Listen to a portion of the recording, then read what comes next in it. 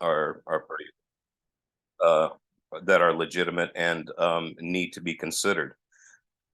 I kind of course, and probably most people in this group have grown up or been exposed to a dispensational view um, and the idea that the 70th week in Daniel is separated to the future, and we'll see how some scholars have come up with that.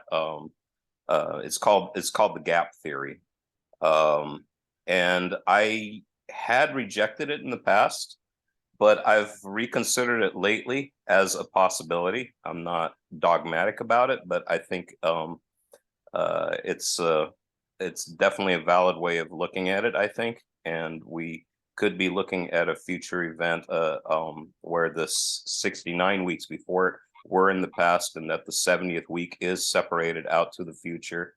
And that's usually like where people will start talking about the coming Antichrist.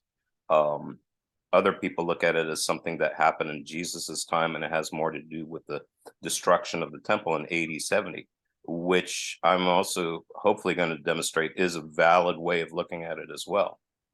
So maybe it's a thing where you have a repetition. In other words, what I've called already but not yet. But just to be kind of fair about it, I'd like to sort of present a couple different points of view on it and not get too dogmatic about it one way or another. So just in way of review, um, some of the themes that we've been discovering over the last couple chapters is that every time there was an exile or desolation of God's people, or the destruction or the defilement of the temple, it's connected to apostasy. It doesn't happen in a vacuum. There's always there's a element of judgment there, and a lot of times it's called the day of the Lord. There's an ultimate day of the Lord coming, but there are what you would call days of the Lord. In fact, going all the way back from the exile of Adam and Eve out of the garden, that was by the ancient Jews considered that the day of the Lord as well. So it's a exile, and those kinds of patterns are based on judgment. But along with judgment on the day of the Lord, you also have salvation. So the day of the Lord is both salvation and judgment. And to us, that sounds um, odd or harsh or incongruent. But if you read something, say Malachi, he says, "Why do you think the day of the Lord is going to be good for you? It's going to be a day of fire and judgment. But for those who are righteous, it's going to be a day of shining. This is their day." So the day of the Lord is both. It's the judgment of the ones who are God's enemies or who have turned away from God, and it's the vindication of those who walk close to God. So there's always those two elements together. So even with the uh, the abomination of the temple under Antiochus Epiphanes, when you look at it has historically, it was absolutely based on shenanigans going on in the priesthood. The Onias was a legitimate and pious high priest, and his brothers ended up uh, bribing Antiochus Epiphanes, and then there was a war over that, and they actually had Onias killed, and one brother tried to outmaneuver and battle the other brother, and they were both illegitimate priests fighting for a position, and Antiochus Epiphanes took one of their sides, and that's why he rolled into Jerusalem. That whole thing could have been avoided if it hadn't been for some people corruptly trying to usurp the high priest position. They're going for the high priest position, and one of them actually sold off a bunch of articles of gold from the temple in order to pay off the bribe, which is what Belshazzar did when God got mad at Belshazzar. You know, like what I should say, Belshazzar, you know, decided to throw a party with those, but at least Belshazzar didn't sell them off to pay off a bribe to somebody, you know. So yeah, it was absolutely connected to an apostasy. And from then on, there's never been a legitimate high priest to be high priest in Jerusalem since then, because even after the Maccabean War, it was always Sadducees who were never really from the line of Aaron. They were posers. Comes from too, like a Sadducee. Zadokite. It comes from the Zadokites, and they called themselves the Zadokites, but they weren't from the line of Zadok. I just read about Zadok because I'm reading. Because they're sad, you see. Like First Samuel, Second Samuel. Yeah. No, First Kings, and Solomon appointed Zadok to be the priest. Right. Yeah. Yeah. Zadok was. This time around, it was supposed to be. My Bible. It's been awesome. I love it. Yeah. So even when Jesus appears on the scene, there hasn't been a legitimate high priest for 150 plus years. And the people kind of knew it. That's why in Acts you'll see that one guy was considered the legitimate real high priest, while there was another person that actually held the office. But when you get to Luke goes out of his way to point out to you that Zacharias was a legitimate priest from the line of Levi. Because the one that kind of was tempting with the idea of going with Jesus almost. He was the one who was the father of John the Baptist. Zechariah. Yeah, not Zacchaeus or not. No, you're thinking of. Oh man, I'm thinking of the other priest. Wasn't there? No. There's Zechariah and there's Zachariah. And Zacchaeus. Well, anyways, I hope I'm not disturbing too many people. Yeah. Anyway, let me get back on track here.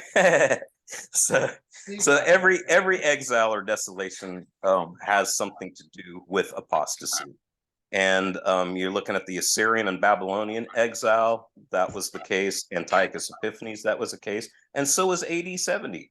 AD 70 was because, in Jesus' view, it was because they did not understand that their Messiah was there. And so when he comes into Jerusalem on a donkey, he says, "Woe to you, Jerusalem, because you didn't recognize the time of your visitation, and your city is going to be left to you desolate, and they're going to surround you with armies, and not one stone is going to be left on top of another," and those sorts of things. So AD 70 was a judgment.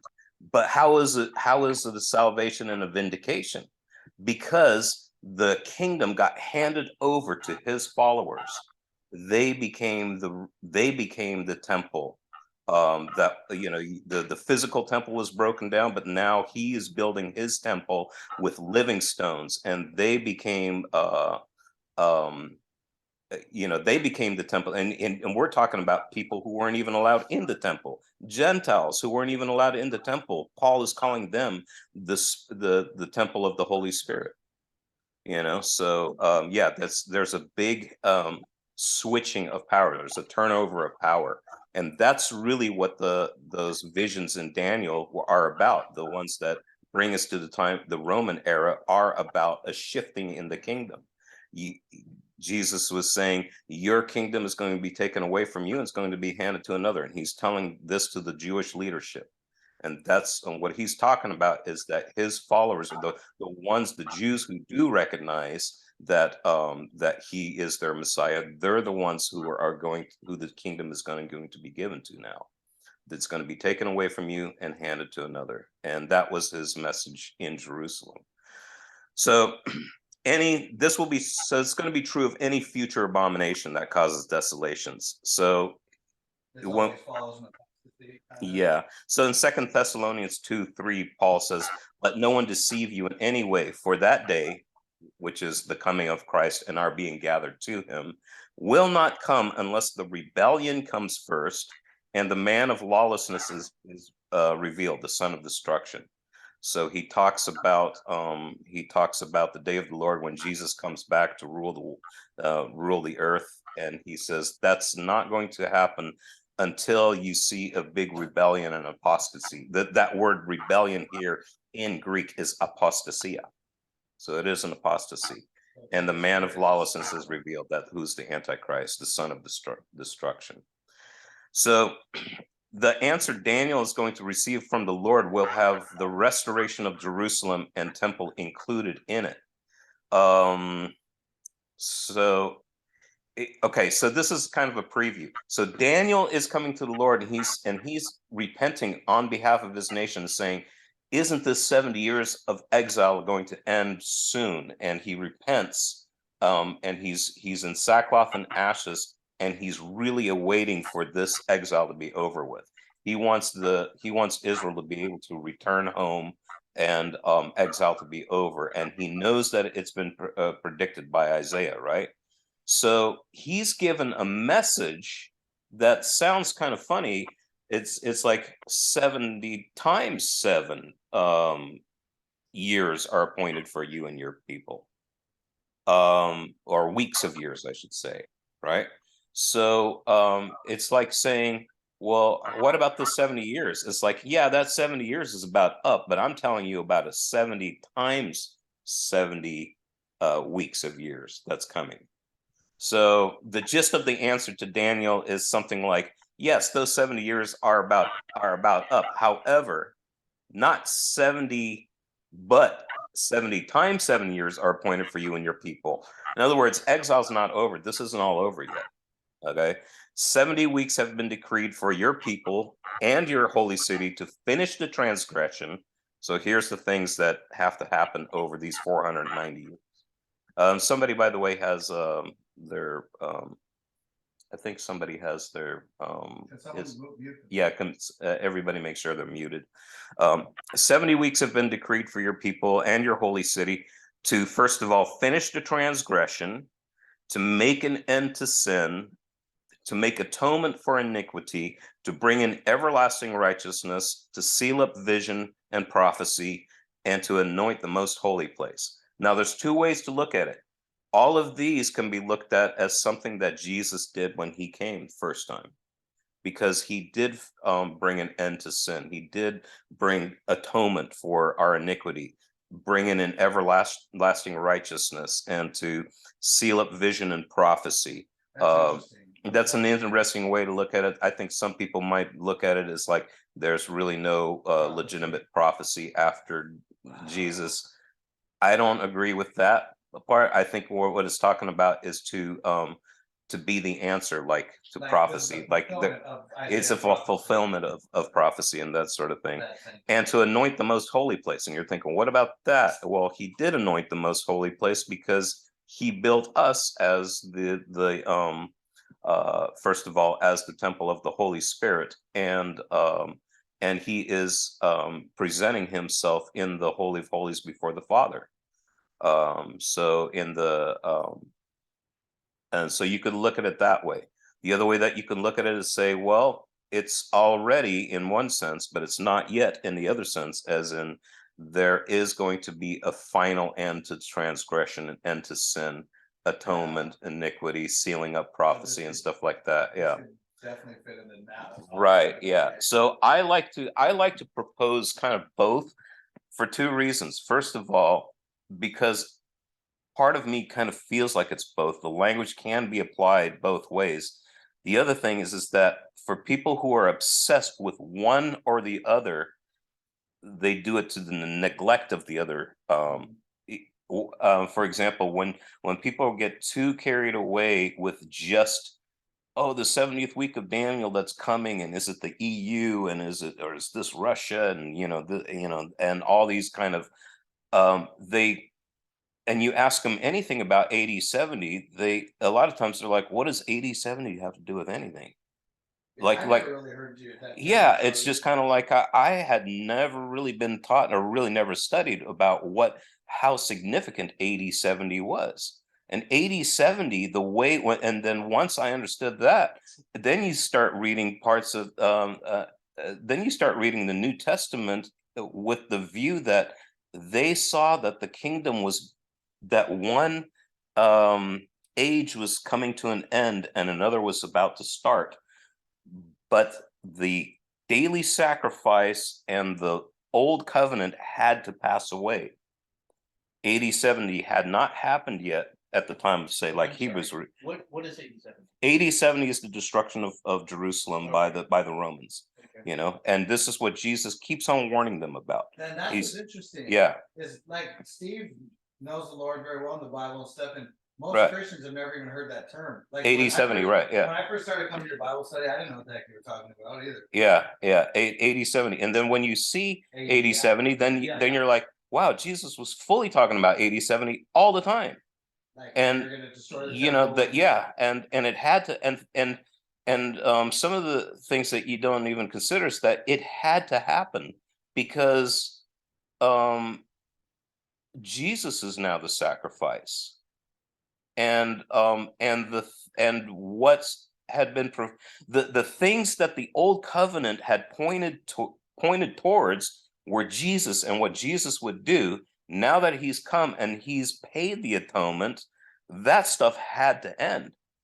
And since AD 70, there has never been any the old covenant has not been practiced. Modern day Judaism is not the same as Jesus's day and before. It's not the same thing. You don't have a temple.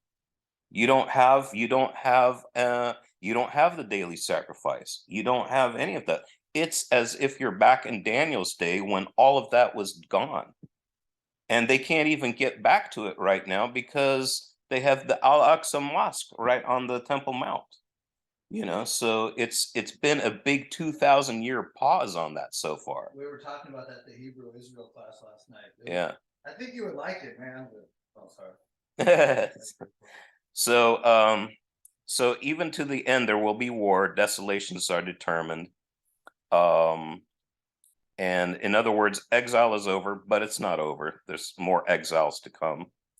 So while I was speaking and praying, confessing my sin and the sin of my people Israel, and presenting my plea before the Lord my God for my holy hill of God, while I was speaking in prayer, the man Gabriel, so the angel Gabriel, whom I had seen in the vision at the first, came to me in swift flight at the time of the evening sacrifice. I think it's interesting that Daniel says at the time of the evening sacrifice, because there's no sacrifices going on at this time. He's just kind of kept it in his mind, you know, he's kept it alive in his heart that we're going to get back to this, you know, evening sacrifices. You don't think it meant like the Babylonians did sacrifices? It could be, but why would he mention that? It could be, yeah, you know, like the evening sacrifice. Did the Babylonians have a morning and evening sacrifice? It could be, but it's never really mentioned. I think that he's just keeping it because he's still praying towards Jerusalem 3 times a day. And he's still doing that in hope and in a prayer. There's no temple standing right now. There's no sacrifices being given. And so he's saying, Gabriel came and visited me about the time of the evening sacrifice. He made me understand, speaking with me and saying, "Oh, Daniel, I have come out to give you insight and understanding. At the beginning of your pleas for mercy, a word went out, and I have come to tell it to you, for you are greatly loved." So this is interesting because Daniel has been pleading for mercy and repenting as if he is one of those who was an apostate Israelite, and that's why they're in exile. And I mentioned last time, you know, that he throws himself there in the mix. And another thing that I've noticed lately is, say, like when you're looking at Revelation 2 and 3, is that when Jesus is laying into the churches a bit, you know, he's saying, yet I have this against you. He's addressing the community. And it's not like everybody in the community is allowed Jezebel to go on or to you know, but he is addressing them and he's warning them, you know, like, if you don't return to your first love, you know, things like that. You know, you're at risk of me taking the lampstand away from you. So it's like, but we look at our relationship with God as very individualistic. I think that there's a good side to that. That, you know, of course, if you're you know, if you were born Catholic or you're born into a Christian family, doesn't mean that you have a relationship with God. So I do think that you have to consider, how is my relationship with God, for sure. And I think Daniel did too, because he made sure that, you know, he was you know, being humble before God, and he served God, and he's greatly loved, right? But he also understands that he's part of a community that may be faulted, and he's not distancing himself from them. He's saying, I am part of this, and I need to repent as if I am directly at fault along with my brothers. That is hard for me to understand, because I am really individualistic. You know, I'm like a maverick, right? So that's it's something that's difficult for me to understand, especially like in our culture, I think, you know. It's, since you pointed that out last week when I was praying this Sunday, it really came on my heart passionately about like our church as being one too, and Yeah. like united, not divided by age and all this different stuff. But I've been trying to be cognizant of the thing of being one as well, because I battle with the individual thing too sometimes. Yeah. Like, Yeah. oh man. Yeah, especially like here in California, right? You know. We're all individual. So he says, 70 weeks are decreed about your people and your holy city to finish the transgression and all that. I think I've kind of went back there in time.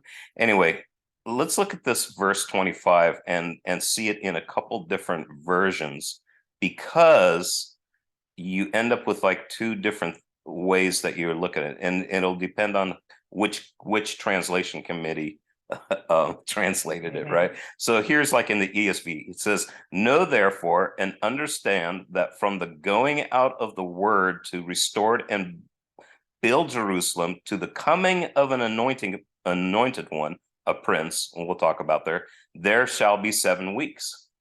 So you're in the ESV, it makes it look like after that first 7 weeks, an anointed one is going to come, right?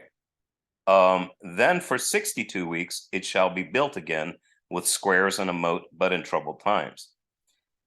If you read the King James or New King James Version and some other versions, it'll say, know and therefore and understand that from the going forth of the command to restore and build Jerusalem until Messiah the Prince, there shall be 7 weeks and 62 weeks. So it's like, it makes it look like, well, there's going to be 69 weeks altogether until you see this anointed one. There's two possibilities here, and in the end, we're still talking about that there's going to be an ultimate Messiah prince. Here's what you need to understand: Mashiach means anointed one. Anybody who was anointed was called Mashiach, a Mashiach. If you were anointed a king, if you were anointed a priest, all of those people were Mashiachs. It doesn't mean that they were the Messiah like we understand in our mind, but they were called Messiah, as in that they were anointed one. Messiah just means anointed one, right? So King David was a Messiah, or a Mashiach, I should say. He was an anointed one. Hey, what's up? And so was you know, Aaron the high priest, and so was anybody. And the other thing is that if you're talking about a prince could be, that word prince, which is Nagid, could be used for a king, right? It could also be used for somebody who oversaw the temple. It could be used for like a city administrator. So it's not necessarily the same thing. So here's what I'm saying. After 70 years, obviously Jesus didn't, you know, show up on the scene. I should say after the first 49 years, right? We're talking 49 years from the decree to rebuild Jerusalem. 49 years later, there wasn't the Messiah, Jesus. But there was a rebuilding of the temple, and they had to install a priest. So that had to be an anointed one, right? And that So line up with the 49 it would, because the first set of 7 I couldn't figure it out exactly. I couldn't find an exact year that would have happened, but it would be around the same time.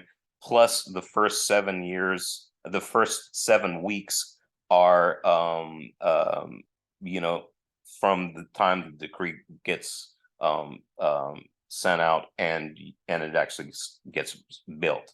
The temple gets rebuilt, right? So it would coincide with that if you look at it that way. If you look at it this way down here, that there's going to be 69 weeks, then you're talking about the time that Jesus would come on the scene. But either way, it's really not going to matter too much, because either the second anointed one that's mentioned is Jesus, or we're talking about the same one anyway. So Okay. one would be weeks and one would be years, though. These are all 7 weeks of years. So they're so like when you say 7 weeks, put it in quotation marks, weeks, it means sevens. Okay, what they call a week of 7, right? But they also call a set of 7 years a 7. Oh, a week. Yeah, it's a week of So years. the word week in that. Yeah, like, yeah, oh yeah. it's Sorry, I didn't 7. clarify that. A week of 7 weeks, So not 7 months would be a week of months then almost. you probably, yeah. I don't think it's ever used that way, but in this case, it's a week of years. Oh, okay. So you think of so 7 weeks would be 49 It years. just clicked. Sorry, I it never. just I clicked. thought I It's took it like for that. granted in that. No, I'm sorry. You took our- Oh, okay, sorry. Oh man, that's a big oversight. No, I just picked up on that idea, but I didn't know that it was actually like that. no, I'm talking as if like everybody's all automatically familiar with that. No, it's a week of years, a set of 7 years. So a Yeah. month of years would be 31. Well, yeah, we wouldn't say. Well, and they counted the months a little differently anyway. So, no, so I 7 got the idea. 7 sevens of years. Okay, then so we're talking about like after 49 years the temple was rebuilt, you would have had a new high priest, right? And then for 62 weeks, which is 400 and whatever, I'll show you the math here in a second. Oh, Okay, 62 weeks. So that's 62 sets It's of weeks, 7. 62 times 7 years. Yeah. Yeah, so it's so 69 altogether it's going to be 69 weeks of years, which would be 483 years from the time that you have a decree to rebuild Jerusalem and its walls. And if you go that 483 years, I'll show you. One guy's going to argue that you get right to the day that Jesus presents himself as the Messiah King in Jerusalem. Yeah, so like to the day, apparently. I can't confirm that, but we'll get there. So yeah, so I just talked about same anointed one. So if you look at 25, right, verse 25, from the time of the going out of the world to restore Jerusalem to the coming of an anointed one. It doesn't tell you which one, it just says an anointed one, a prince. And then in verse 26, it says, and after 62 weeks, an anointed one will be cut off. It doesn't specify that that's the same anointed one from verse 25. So we could be talking about, in the first case, an anointed one could have been the high priest that, because you need an anointed one to run the temple again, right? But now we're talking about like after the 262 weeks, there's going to be a priest or somebody, an anointed one or a king who's going to be cut off. So it takes place of the unanointed one. Huh? The anointed one takes place of the No, it's talking about 2 separate anointed ones. So we're not talking an unanointed one here. We're just talking about there's a big, if we're talking about 2 different anointed ones here, we're talking about like 400 some odd years between these 2 people. And so what he's in any case in verse 26, what he's doing is that he's pointing to the Messiah, who we understand as Christ, right? Now it could be the same one if you roll the 62 weeks in with the first 7 weeks. It's not that important, I don't think, but in any case, you end up with at a time around 33 AD. So here's the basic outline of the sevens, okay? So and I hope this makes it a little bit more clear. The 70 weeks are divided into 3 parts.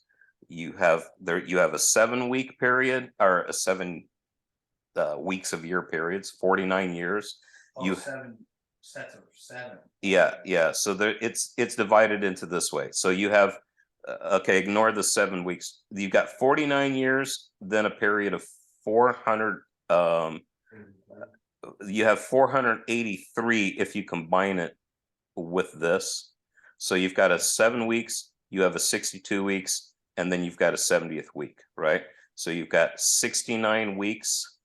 The way that Guzik is looking at it is that you got 69 weeks or 483 years.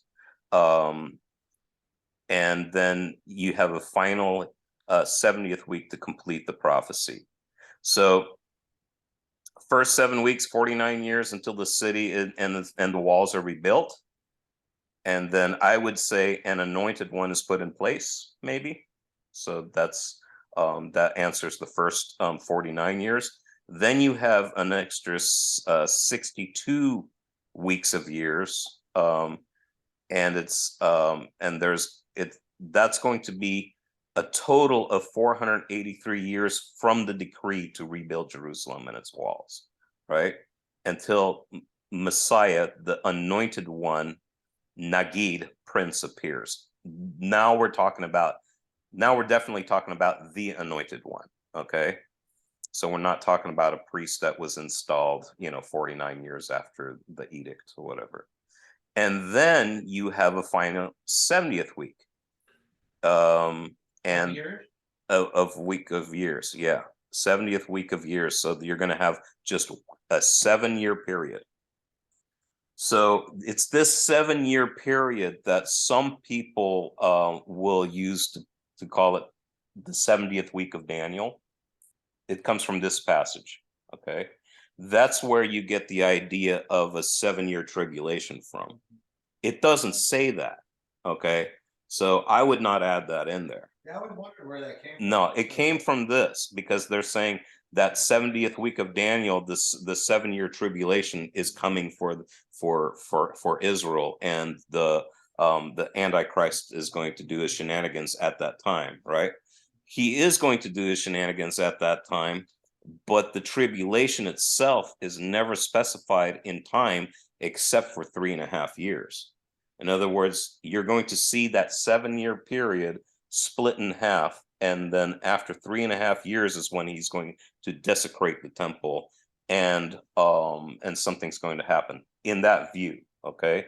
So we're talking about that last. Now, this is what bothers some people. Why would you separate that last 7 years from the first 69 weeks of years, right? 483 years. Why would you do that? And for a long time, I rejected this idea, okay? It's kind of recently that I've kind of come full circle to go, maybe, okay? About the separation. About the separation. It's called the gap theory, that there's a huge gap between so far like an almost 2,000-year gap between the 69th week coming to an end, and like the 70th week has not come yet. That last 7 years has not come yet. So this is from Guzik's notes. The Bible presents 4 possible decrees that might. So where did this start? Okay, because you have 4 decrees to rebuild Jerusalem. One was made by Cyrus, and you can read this about this in Ezra, chapters 1 and 5. He gives a decree, that the Babylonian captives, he gives them the right to return to Jerusalem and rebuild the temple. Then Darius, some years later, he makes a decree giving Ezra the right to rebuild the temple. Later on, Artaxerxes comes along, giving Ezra permission, safe passage, and he gives him supplies and money and everything to return to Jerusalem and rebuild the temple. And then finally, Artaxerxes kind of like reiterates what he had already said in 445 BC. So scholars wrestle with these 4 dates to kind of like predict when the end of the 69 weeks is. Okay. So so you've got a whole time span between 538 BC and 445 BC where that could have happened, that you can start the clock ticking. Now, if you start the clock ticking then, and you may end up like before Jesus's time and nothing special happens, and you may as well like discard those. There's a couple in here that may make sense. Probably the only ones that make sense are the 2 that Artaxerxes makes. The 2 last ones, because it brings you like into Jesus's time and everything. And so it says here only the last. Now he thinks it's the last. Guzik thinks it's the last of these 4 decrees. Because it was a command to restore and build Jerusalem. The first 3 of these focused on the temple, not on the streets or the wall. So it seems like, yeah, it seems like this prophecy seems a little bit more particular about to build it with the wall and everything else, right? So that he is going to start his clock from 445 BC. So some say that the 483 years were completed at the time of Jesus' birth, but there's hardly any chronological evidence to support this. I'm not going into all of that because I don't know, you know. Some say the 480. Yeah, right. You know, like I'm not gonna sit there with like all these graphs and trying to figure out, and like, are we using the Jewish calendar or Gregorian calendar or whatever? You know, I don't know. I'll leave that to the experts. You know. So some say this 483 years were completed at his baptism. This is a pretty popular view that that the coming of the Messiah was at his baptism. So this is when you know, he gets baptized by John the Baptist and the Holy Spirit lands on him and his ministry starts. That's basically. Yeah, that's so some people will argue at around 80-26 and say that that is the date that this will bring you up to. It's a pretty good argument. This is possible if one begins with the one of the earlier decrees, though. It doesn't work if you use the last one. So some that say that the 483 years were completed at the triumphal entry of Jesus, if it's dated at 32 AD. This is the one that Guzik likes. This is also the one that I like, okay?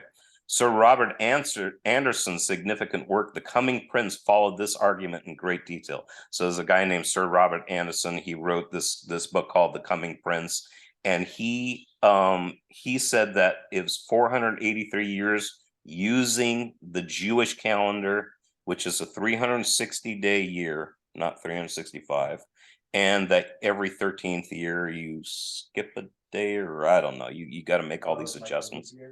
It's kind of like a leap year thing or whatever, you know. So it's yeah, I guess. Again, I don't know that much about it. So some say that 483 years were completed at the exact time of the crucifixion. So, but this is a minority opinion, and personally, I've never read any commentator try to push this point of view. The entry in the crucifixion are just a couple. Oh, it says right there, a couple days. I was gonna say they're only a couple days apart, though. Right. Like, no, it is just a couple days apart, but the reason being is because it says, you're going to see here that one of the next verses says after the 69 weeks, or after the 62nd week, that the Messiah was going to be cut off. So it brings you up into the time that Jesus, but not quite to the time where Jesus would be crucified. In fact, we're talking about days, right? Yeah. It's only Okay, yeah, we're talking about days. so close. Yeah. So Guzik on Robert Anderson, he says Anderson, using a 360-day year, which Israel used in Daniel's day, calculated 1,700 173,880 days from the decree of the triumphal entry, fulfilling the prophecy to the day. Oh. He says it is customary for the Jews to have 12 months of 360 days each, and then to insert a 13th month occasionally when necessary to correct the calendar. To insert something, yeah. A 13th month, that's like a lot to insert. I know, right? Yeah. Well, we have a third, you know, yeah, well, Who's we? look, we do right now, for instance, like, if you're doing, I mean, I used to do timesheets, right? So, no, I'm just saying. Really? We have 13 4-week periods. Oh, if you do Oh. exactly 4 You have weeks. 13 4-week periods. Okay. Cause you know how you have a fifth week every, Right. Yeah. so that's probably the same. Okay. Yeah. Huh. Maybe it's not so do, weird. do you guys know that the Muslims kind of follow the same Jewish calendar? Oh, that's they? that's why their Ramadan always, or their holidays always, every year it goes back 11 days. So Okay. so if the Ramadan came on April 1st this year, next year it'll be somewhere like March 20th or something. Interesting. So the year is exactly like the Jewish calendar. Okay. Yep. Thanks for that. That brings a bit of a. That's I like that. Yeah. So the year 8032 is used. So I don't know if that last part's helpful or not, but anyway, let's go to Luke 19. Okay. This is what happens on that day if Robert Anderson's right about it coming to the triumphal entry. The reason I like it, and you might see this here pretty soon, is because of the things that Jesus says when he's there. Okay. He says, as he was drawing near, already on the way down to the Mount of Olives. So that's where he's going to, he's later on, he's going to do the Olivet discourse. The whole multitude of his disciples began to rejoice and praise God with a loud voice for all the mighty works that they had seen, saying, blessed is the King who comes in the name of the Lord. Peace in heaven and glory in the highest. And some of the Pharisees in the crowd said to him, teacher, rebuke your disciples. And he answered, I tell you, if these were silent, the very stones would cry out. So he is presenting himself as the Messiah King. And he's coming into Jerusalem, which would be a fitting way to fit, say, the prophecy of Daniel of like the coming of the Messiah King, right? Or the prince, I should say. So, and when he drew near and saw the city, he wept over it, saying, would that you, even you, had known on this day. So there's something particular about that day, right? He goes that on this day, the things that made for peace, but now they are hidden from your eyes. For the days will come upon you when your enemies will set up a barricade around you and surround you and hem you in on every side. He's talking about AD 70 here, right? And tear you down to the ground, and you and your children within you. And they will not leave one stone upon another in you, because you did not know the time of your visitation. This is, he's talking about desolation, and he entered the temple and began to drive out those who sold. So this is where he starts, really laying into the Jewish leadership. You turn this into a den of robbers and all that kind of stuff. After that, he does go to the Mount of Olives and he sits down, and then he declares that they're toast, and he refers to the temple and everything. So now look at this. Your enemies will set up a barricade around you and surround you and hem you in on every side. The armies are going to surround you, and because you didn't know the time of your visitation. Now, on the Olivet Discourse, which is in Matthew, Mark, and in Luke, I'm just going to do the Matthew and Luke ones because it says basically the same thing in Matthew it does in Mark. It says, so when you see the abomination of desolation spoken of by the prophet Daniel standing in the holy place, then let the reader understand. Then let those who are in Judea flee to the mountains. Okay. He's talking about the abomination that causes desolation. We know this from Daniel 9 from this, right? Okay, but here in Luke, when he says this, okay, Luke, what he records, it says, but when you see Jerusalem surrounded by armies, then know that its desolation has come near. Then let those who are in Judea flee to the mountains. So the abomination causes desolation. What Jesus is talking about is AD 70. In fact, the Christians were saved from this because they had what Luke had written about it. And when they saw that the armies were gathering around Jerusalem, a lot of the Jews said, we're going to win because God is on our side, that sort of thing. And they were actually quoting Daniel, which one was it? 7, I want to say 6, 7 or something like that, that they were like, oh, this kingdom is going to be handed to us now, you know. But the Christians were like, no, the kingdom's already been handed to Jesus's followers, and he told Jesus' followers, get out of town. So they left. I think a lot of them went to Pella. I don't know. They're defending the inheritance. Raymond, where's Pella? Is that in Jordan?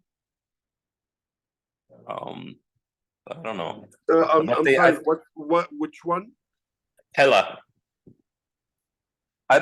My understanding is that, like, from Jerusalem, if you head towards the hills, you're heading eastward towards Jordan. How do you spell it? I think it's Pella. Never heard of it in Israel. Okay, yeah, I don't know. I could be wrong about the name too. Anyway, we'll move on. I think they headed out of town in any case. A lot of them, well, and part of the reason that they were selling their possessions, the people in Jerusalem, and you know, like they were kind of closing shop there, is because they were gearing up for Jerusalem to kind of be invaded, and they were going to move and get out of there anyway. Do you think So- this is like a already and in the future too thing? I think that's why I look at it this way. I think that you can't ignore either. I don't think you can ignore either end of the argument, and that's why I'm a big fan of saying still, you know, already but not yet, that there's something coming, that it's going to be, there's a prophecy. It was about 80, 70, and is it about the future? I think that too. Here, I got something. Uh-huh. Pella, Jordan. Pella, Jordan. It is Yeah, I located- just Yeah, it's- googled that, but it's a different name now. It's Oh, okay. called Fahal in Jordan. Oh, fuck. Okay. But it says it's located in a rich water source within the eastern foothills of the Jordan Valley, close to modern village of Tabaqua. Yeah. Oh, right there. So that's where And there's a nice shopping mall there. it's a nice shopping mall. So the Christians in Jerusalem, they were like, you know what? It's watery. There's a shopping mall. Let's go there. Now let's go with Fox Hills Mall. Is that where all the farming is? All the what? The farming? Cause there's Farming, a lot yeah. of, they use farms there in the. Well, there's farms all over Israel. I don't know about. Maybe that area is Well, Well, like. we're talking about the body of water and that. I know. Yeah, and Jordan too, around the river there, you know, there's a lot of probably farming there before and now. There's another Pella in an ancient city located in central Macedonia, Greece. No, That's not it? no. Okay. It's pretty much like my yeah. From what I remember, they ran to a place that's in modern day Jordan. So verses 26 and 27. After the 62 weeks, so in other words, this is the end of the 69 weeks, right? An anointed one shall be cut off and have nothing. So you would naturally think, well, that brings you into the 70th week, right?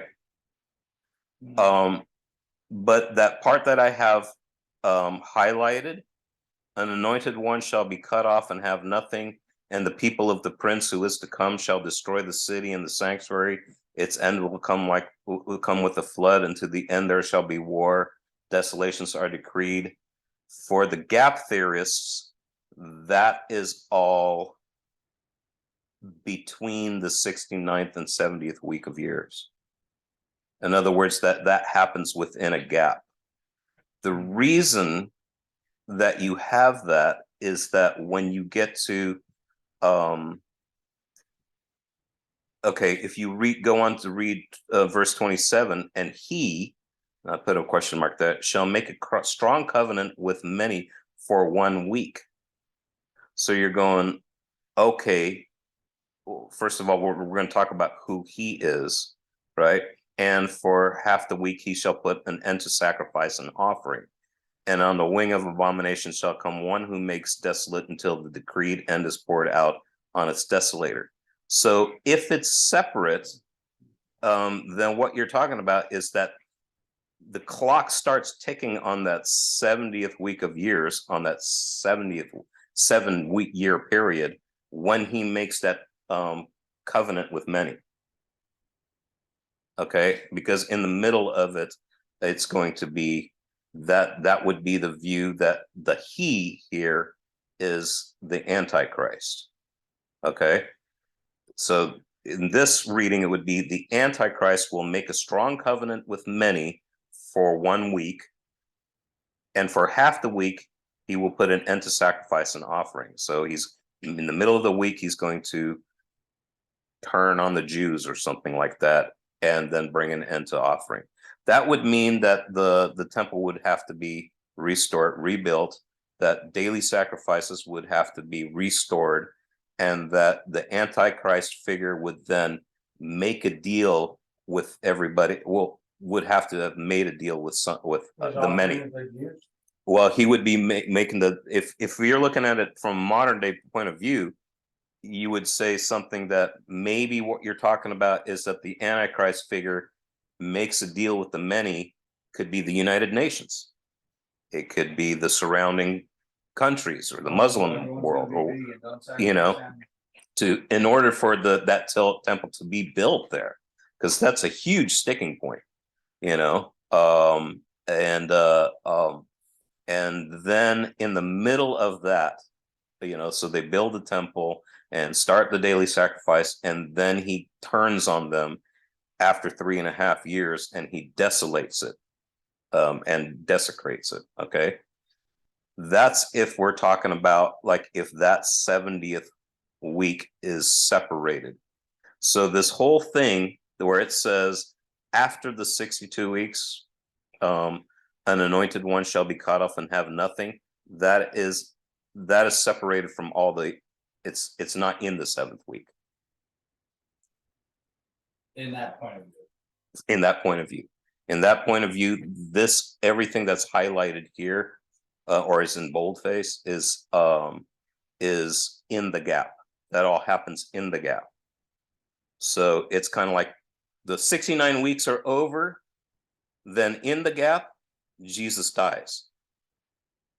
And he'll be cut off and shall have nothing. Well, of course, he has everything. All power is given to him. But I'll here, like the way that I would read this would be from Isaiah 53:8. It says, by oppression and judgment he was taken away, and as for his generation, who considered that he was cut off out of the land of the living, stricken for the transgressions of my people.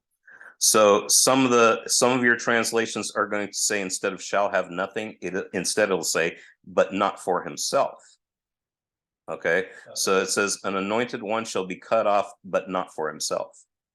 I think that's what you see in the King James. It's kind of half and half on the translation. It's apparently a difficult translate. This is a difficult passage to translate. It's a difficult passage, period. Okay, so so I would say the anointed one. So at the end of at the end of the 69 weeks, you have the anointed one who comes, who's Jesus, right? Triumphal entry. A couple days later, the gap starts, and you have that anointed one dying for the sins of the people and not for himself. And the people of the prince who is to come would be the Romans. Okay, Cause that's the next prince. because they're the ones who come and destroy the city and the sanctuary. Okay, And the the- prince to come is the. and the prince to come would be the prince to come would be in the 70th week would be the Antichrist. In other words, that's how you make the connection between is the Antichrist coming in the future would be from the Roman Empire. Oh. That's one way that you get that.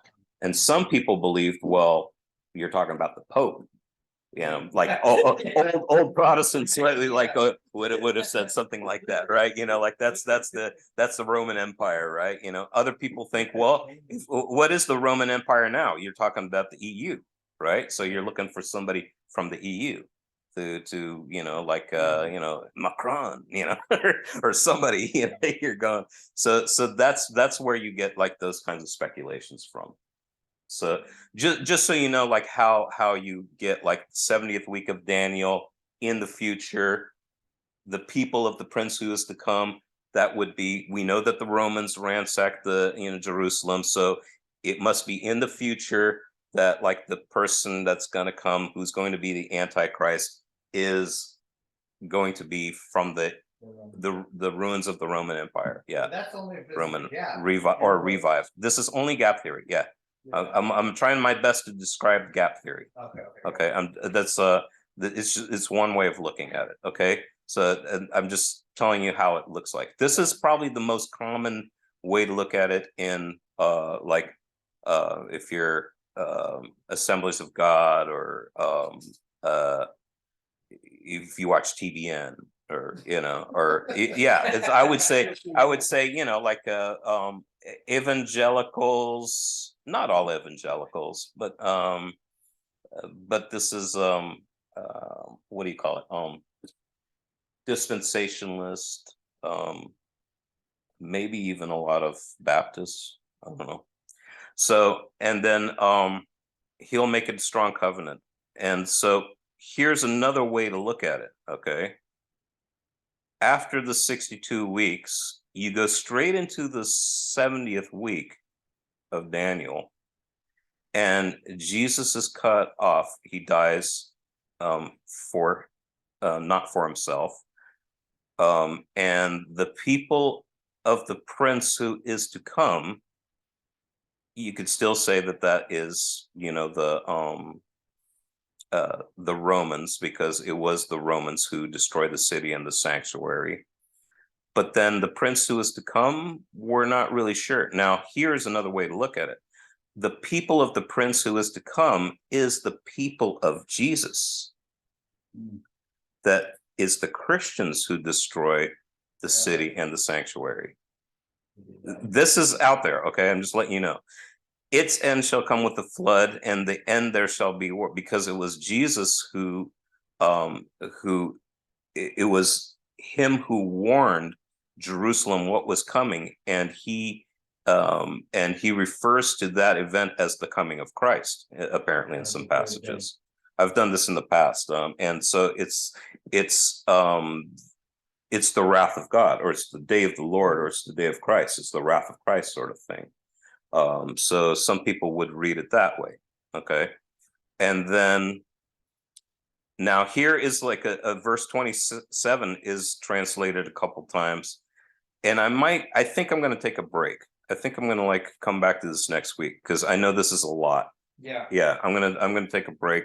I'm going to kind of like recapitulate a couple of these things. Yeah. There's a couple of things there, but a couple of the takeaways that I want you to you know, to take from this is that, first of all, when Jesus is talking to is warning Jerusalem, when he presents himself as Messiah King, he says, because you didn't recognize this day and this event right now, in other words, who I am, for that reason, your city is going to be left to you desolate. This could have happened. This could have turned out well for you, but it didn't. And now there's a wrath. There is going to be. It's it's a falling away of sorts, you know, and it's a judgment, you know, 80-70 was a judgment. And you see this reflected again and again all through Christ's ministry. Even John the Baptist, when the Pharisees, teachers of law, came to be baptized, he's like, who told you to flee from the coming wrath? Brood of vipers. You know, it's like, you know, it's harsh words the entire time. And you know, It's funny, just an observation. mhm. It's like today, it's like, as a church, it's like, don't be harsh. Yeah. Don't be harsh. Don't criticize. You gotta look. hardcore. but Yeah, I there's a mean, line. there's Yeah. certain people that need to be harsh. It's loved to speak the hard truth Yeah, to them. Otherwise, you know, you're just protecting yourself. yeah. And so, you know, and it may cost you your life Mhm. to speak Yeah. out. But I mean, I'm just saying that, you know. That's one thing that- Well, and one of the things that I kind of take from this too is that and I remember, yeah, I forget what chapter we were on, but one of the commentators that I was reading is that he was taking the same kind of warning that was given to them by John the Baptist on, and he said, you know, God can raise up stones, children. Don't say to yourself, just because we're children of Abraham, because God is able to raise up children from Abraham for himself out of these stones, children of Abraham. It's an interesting way to put it, right? Yeah. And that was probably in the Stones one that we were doing. Yeah. Okay, so and who was it that it was an old commentator, and he was like, he goes, that was the old church, or he says the old covenant church. I like that word, the old covenant church. He says, don't think that because you're in the new covenant church and say this or that, and we have, you know, that you've automatically, you know, like that you're just all hunky dory. Oh, that was the Jews, you know. The Hebrews has got too many warnings about falling away and everything. And he's like, don't harden your hearts like the old Israelites do, because it's not going to go well for you either, you know. And don't fall away. And so he has, you know, there's plenty of warnings, you know, like, and I think there's an attitude within the church to say, well, you know, we're all good and everything, but sometimes I wonder if some of these prophecies have a future fulfillment that isn't so much about the Jews as, you know, an abomination that causes desolation within the church or something like that, you know. I think it's gonna be. I don't know, but huh? I think it's gonna be harsher for the modern church than. Yeah. I think that sometimes. I think so too, yeah. Well, you just think in our society, how not like, you know, most of us were around, or all of us were around in 9/11. 9/11 happened, the entire world changed. Mhm. We changed completely. COVID happened, everything changed again.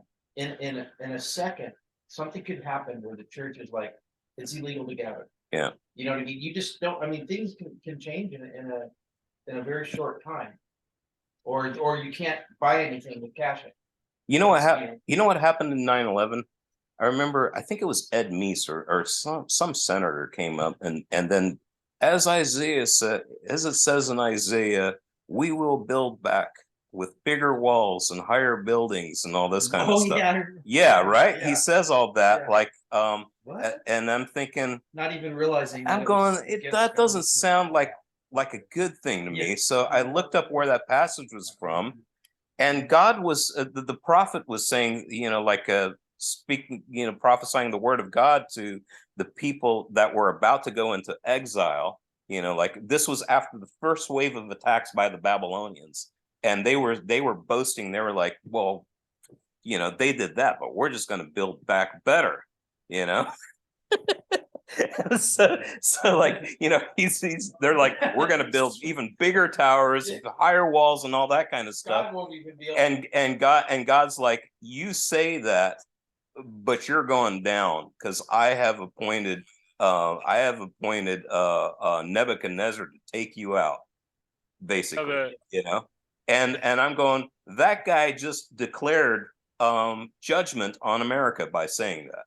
because like this is what we say.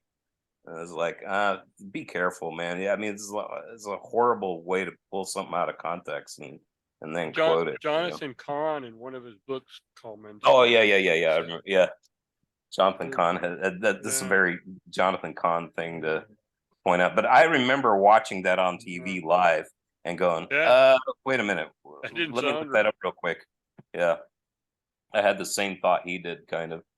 Well, the politician guy you were talking about, he could have not literally meant like, this is what Isaiah was talking about. No, he thought he was quoting something, you know, like, let me find a place in the Bible. It sounds like that's going to appeal to, you know, religious people, and you know, like, we will build, you know, like with stronger towers and you know, mightier this and that, and you know, it's like, oh, this sounds good, you know, and then quotes that, not looking at the context. Yeah, it's awesome. But yeah, so I like you know, I think we need to be careful, and I think that so next week what I'll do is I'll try to present to you some of the other things, what I would call the preterist view, which is that everything that the 70th week happened right after.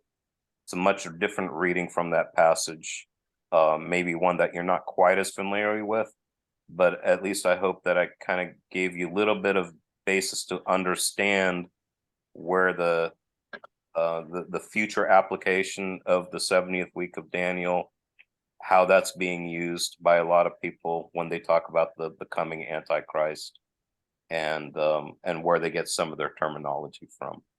There's part of it that I think is legitimate.